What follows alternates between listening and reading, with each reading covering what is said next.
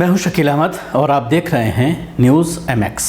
एक बड़ी खबर हिंदूवादी संगठनों को लेकर अमेरिका से आई है। अमेरिका में एक प्रस्ताव पास किया गया है। अमेरिका के न्यू जर्सी में हाल ही में निटेक डेमोक्रेटिक म्यूनिसिपल कमेटी TDMC के नेता के नेतृत्व में हिंदूवादी संगठनों के खिलाफ एक प्रस्ताव पास किया गया है, जिसमें फंडिंग के आरोप लगाते हुए आतंकवाद को बढ़ावा देने का इन लोगों के ऊपर आरोप लगाया गया है। इस तरह के तकरीबन 60 संगठन है, 60 हिंदूवादी संगठन हैं, जिसमें विश्व हिंदू परिषद के से लेकर के RSS तक हिंदूवादी संगठन हैं, जिनके ऊपर ये आरोप लगाए गए हैं कि ये लोग आतंकवाद को बढ़ावा देते हैं और उसके लिए फंडिंग के आरोप लगाए गए हैं। और इस प्रस्ताव में इस पूरे मामले पर जांच बिठाने की बात कही गई है। जब इस तरह का प्रस्ताव अमेरिका में पास किया गया है तो उसके बाद देश में भी सवालात खड़े हो रहे हैं और सवाल ये खड़ा हो रहा है कि इन हिंदूवादी संगठनों की जांच क्या केंद्र सरकार भी कराएगी? क्या इनके खिलाफ भी कोई जांच बिठाने का प्रस्ताव केंद्र सरकार के जरिए रखा जाएगा? जिस तरह से PFI पर बैन लगाया गया है और उसके बाद विदेशी फंडिंग के जिस तरह के आरोप PFI के ऊपर लगाए जा रहे हैं, आतंकवाद के आरोप लगाए जा रहे हैं, तकरीबन इसी तरह के आरोप इन हिंदूवादी संगठनों पर लगे हैं। और ये छोटी मोटी संख्या नहीं है, 60 के से ज्यादा ये हिंदूवादी संगठन हैं जिनके ऊपर आरोप लगाए गए हैं।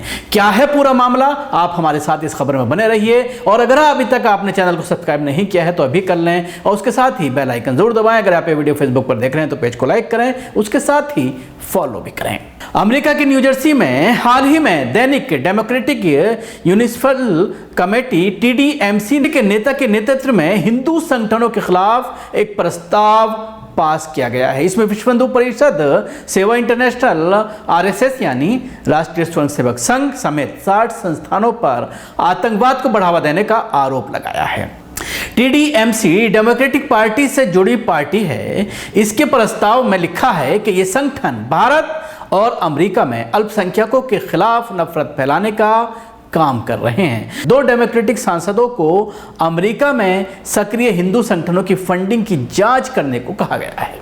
इस प्रस्ताव के पारित होने के बाद अमेरिका के कई राज्यों में 60 से ज्यादा हिंदू संगठन डेमोक्रेटिक सरकार के खिलाफ उतर आए हैं। खासकर कैलिफोर्निया और न्यू जर्सी में डेमोक्रेटिक पार्टी की सरकारों के खिलाफ विरोध शुरू हो गए। डेमोक्रेटिक पार्टी ही अमेरिका में सत्ता में है।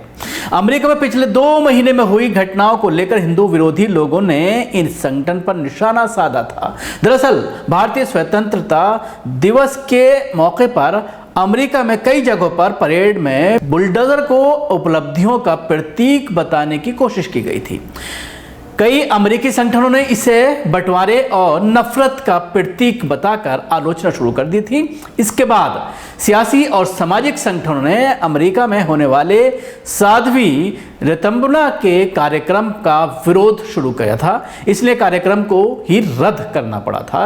यह खबर हमने आपको दिखाई थी कि किस तरह से साध्वी का विरोध हुआ और लोग सड़कों पर उतरे और उसके बाद उल्टे पैर भागना साध्वी को वहां से पड़ा। प्रोग्राम को पोस्टपोन कर दिया गया। 15 अगस्त को भारतीय स्वतंत्रता दिवस के मौके पर अमेरिका में योगी आदित्यनाथ के पोस्टर लगे बुलडोजर परेड में शामिल हुए थे। अमेरिका के हिंदू संगठनों का कहना है कि इस प्रस्ताव में हिंदू संगठनों के बारे में बेहद आपत्तिजनक बातें कही गई हैं, जबकि इस प्रस्ताव को पेश करते समय हमें अपनी बात रखने का कोई मौका नहीं दिया गया। प्रस्ताव एक तरफा सोच के तहत पारित कर दिया गया, जो कि नैतिक रूप से गलत है। इससे अमेरिका में रहने वाले हिंदुओं की छवि खराब हुई है। यह हमें बदनाम करने की साजिश है। कोई भी शांतिपूर्ण समुदाय पर दुर्भाग्यपूर्ण आरोप लगाता है तो उसे भी इसका परिणाम भुगतना पड़ता है। न्यू जर्सी में डेमोक्रेटिक पार्टी की स्टेट यूनिट ने इस हिंदू विरोधी प्रस्ताव को गलत बताया है। स्टेट यूनिट के प्रवक्ता ने एक अखबार को बताया कि डेमोक्रेटिक पार्टी का मूलभूत लक्ष्य लोगों को साथ लाना है। हिंदू विरोधी प्रस्ताव इस लक्ष्य के खिलाफ है, किसी भी रूप में नफरत और कट्टरता के खिलाफ है। देखा आपने जिस तरह से अमेरिका में इस पूरे प्रस्ताव को लेकर आवाज उठ रही है और सवाल खड़े हो रहे हैं। जहां तक हिंदूवादी संगठन है, उन्हें इस मामले पर लेकर के आपत्ति है और उनका यह कहना है कि हमसे हमारी राय इसमें मांगनी चाहिए थी, इस तरह से हमारे ऊपर आरोप नहीं लगाना चाहिए था। लेकिन जिस तरह से 15 अगस्त के दिन बुलडोजर और योगी आदित्यनाथ के पोस्टर लेकर के लोग सड़कों पर उतरे थे और एक खास समुदाय को, मुसलमानों को टारगेट करने की कोशिश की गई थी और मुसलमानों को भी अमेरिका में डराने की कोशिश की गई थी। उसको लेकर के यह प्रस्ताव पार्टी के जरिए लाया गया है। आपने देखा होगा कि लंदन में भी जिस तरह का मामला सामने आया और वहां पर यूके में जिस तरह का विरोध प्रदर्शन हुआ, आपस में झड़पें भी देखने में आई, इस तरह की छोटी मोटी घटनाएं अब मुतादिद इलाकों में, मुतादिद जगहों पर, कई जगहों पर देखने में आ रही हैं, जहां पर भारी संख्या में भारतीय हैं, हिंदुवादी संगठन से जुड़े हुए लोग हैं। ऐसी घटनाएं वहां पर जरूर देखने में आ रही हैं। अभी देखने वाली बात होगी कि इस प्रस्ताव पर किस तरह से आगे फैसला लिया जाता है और क्या इसके बाद भारत में जिस तरह से आवाज़ उठ रही है कि जब अमेरिका में 60 संगठनों को लेकर के सवाल खड़े हो सकते हैं, जो बांटने की राजनीति है उस पर सवाल खड़े हो सकते हैं, तो भारत में क्या मोदी सरकार इस तरह का कोई कदम उठा पाएगी?